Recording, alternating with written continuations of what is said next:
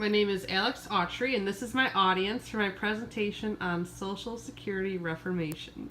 According to the trustees' report summary, $19 trillion have been collected over the span of 80 years and have been contributing to the Social Security Administration funding account. However, these funds were not distributed properly, which puts the risk of people currently providing Social Security funding to not receive it during their retirement years. The current projection for Social Security funding depletion is in 2034, and the current projection for disability fund depletion is within the next year. This would affect all working, retired, disabled, and widowed people born approximately after 1940. All the current funding going into the Social Security Administration would be depleted at this time. There is a strong feeling that Congress will provide funding to the disability fund in order to keep that going by taking some from the retirement fund. This would lead the retirement fund to be depleted much faster than expected. The original idea of the Social Security Administration was one that was trying to be helpful to the retiring community as a whole. The intentions were not that of taking money away from people permanently. I think the biggest issue came from the fact that the government was not solely using these funds to pay for the Social Security like they had originally intended. If those funds had remained untouched and grew over those 80 years, except with the necessary payouts, I feel that there would have been enough money to pay out what needed to be paid out due to the interest gained over time on these funds. It should have been enough to cover inflation over this vast time frame. However, that of course has not been the case, and that is why a change needs to be made. I've always felt that taxes paid by everyone are what helps support the community, city, state, and country as a whole. However, I feel that requiring people to submit a portion of their income towards a retirement account that will not necessarily be available once they retire is not fair to any employees or the employers contributing as well.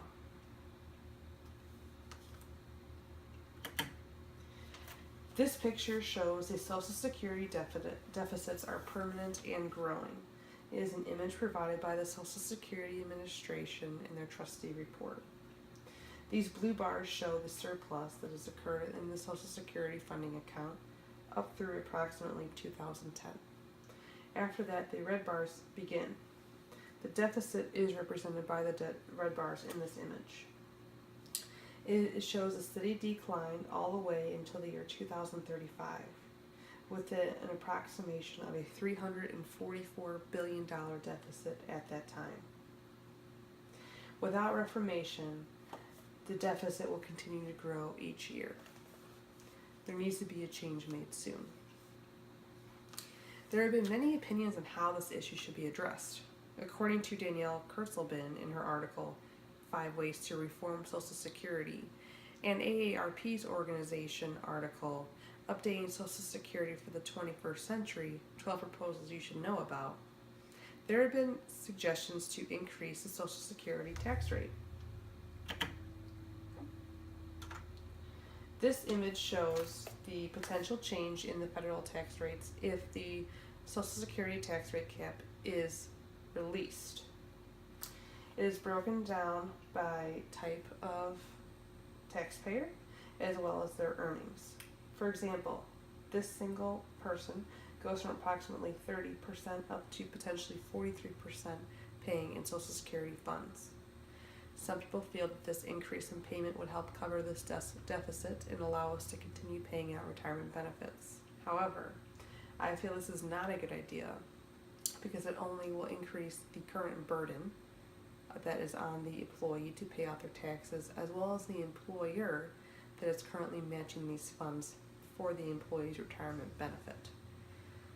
Increasing the tax rate, which would then just lead to more money out of people's pockets, would cause more of an uproar, I feel, than coming up with a separate solution. I feel that because this issue has become known, the current requirement of employees and employers to contribute a certain percentage of the income to Social Security should be voided. Requiring people to provide money in the expectation they will receive it back in the future, and knowing they will not with the current market projections is extremely disheartening. Calculations should be made to determine how many people the remaining Social Security funds would service through retirement. There may be younger people that will not receive any retirement benefits at this point. However, they will at least be provided with the funding and additional income now and are able to choose their own investments instead of being forced into something that they will not have a return on. Because the funds were not used for their original purpose, a change is required in the current structure and organization of the Social Security Administration and its funding. The original intention of the Social Security Administration was one that would provide great financial security to those who have worked all of their lives. One of the benefits was to have those funds available to people who were not as smart with their investments when they were working during their working years. The balance is quickly declining, and that is well known. There needs to be a change addressed. It may not be well suited for everyone involved, but I feel that stopping the current requirement and dispersing the remaining funds would be a great start and be beneficial to many in the long run. People should be able to have a choice in their investments. Please visit the Social Security Administration's website at www.ssa.gov in order to review the future financial statements, review the sustainability of the current program, the annual trustee reports, and to see additional potential solutions for this issue, as well as to learn more about it. Thank you.